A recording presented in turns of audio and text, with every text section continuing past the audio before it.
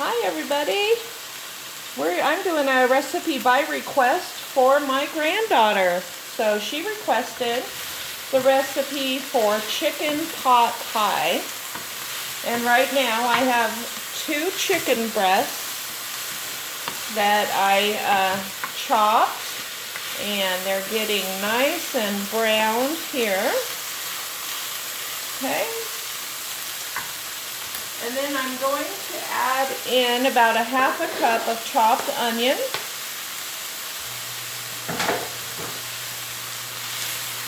And just let those cook down in there a little bit.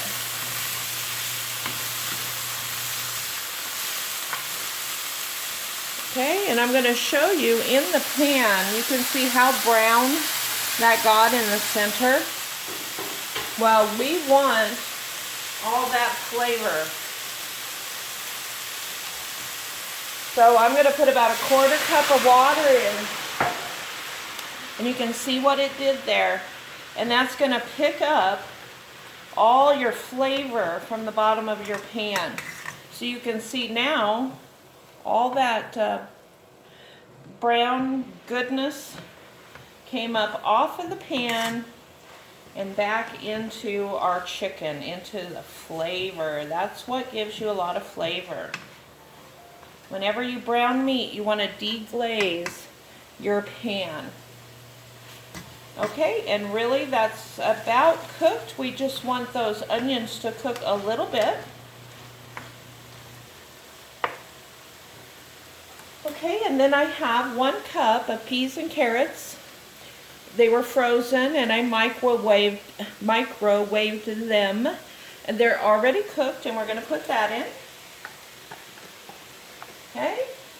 Stir that up a little. This is the easiest chicken pot pie you can make, really. Okay.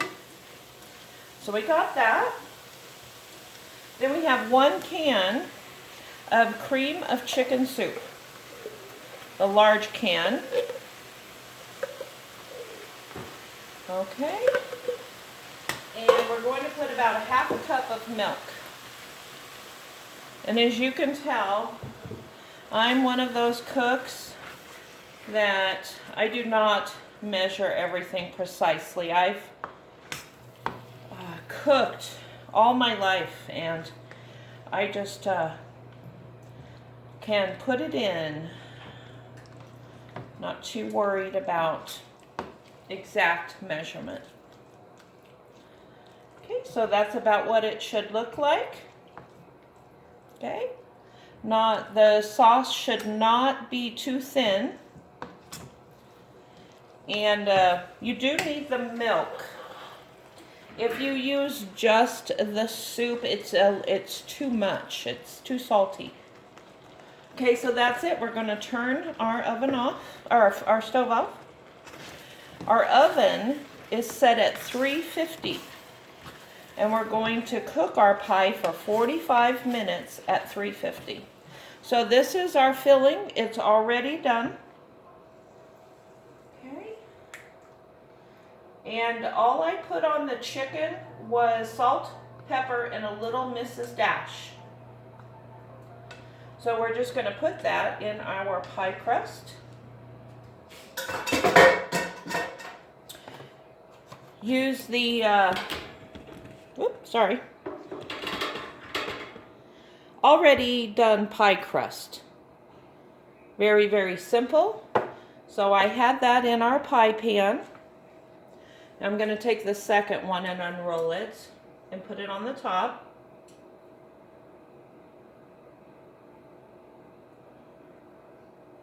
It's kind of hard to get that first little bit going here.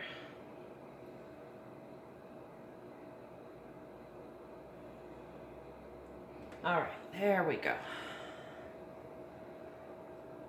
I'm going to put it right on top.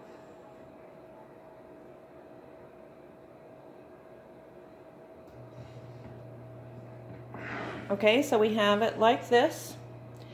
I take the edge of the crust up, and then I use my fingers like this to squeeze it. I hope you can see that. So you're squeezing around this finger here, see?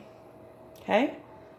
So you bring that crust up, squeeze, up, squeeze, and it gives you a really nice edge on your crust. A lot of people do it differently. Some people just use a fork, and that's fine too.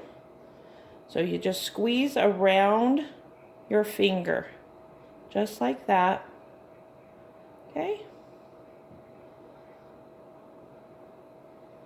And just keep going. That makes your crust look really nice. Squeeze around that finger. Fold the dough over right there and squeeze with your finger. Okay, almost done. This gives you a really nice thick edge. Okay, there we go. We're getting there. We're almost there. Squeeze around that finger. It's just that simple. And that gives you a really nice edge. Okay, whoa. And then our very last thing is just to cut a couple of holes in the top to let air out. You can make a really pretty decoration if you like. Okay, there we go.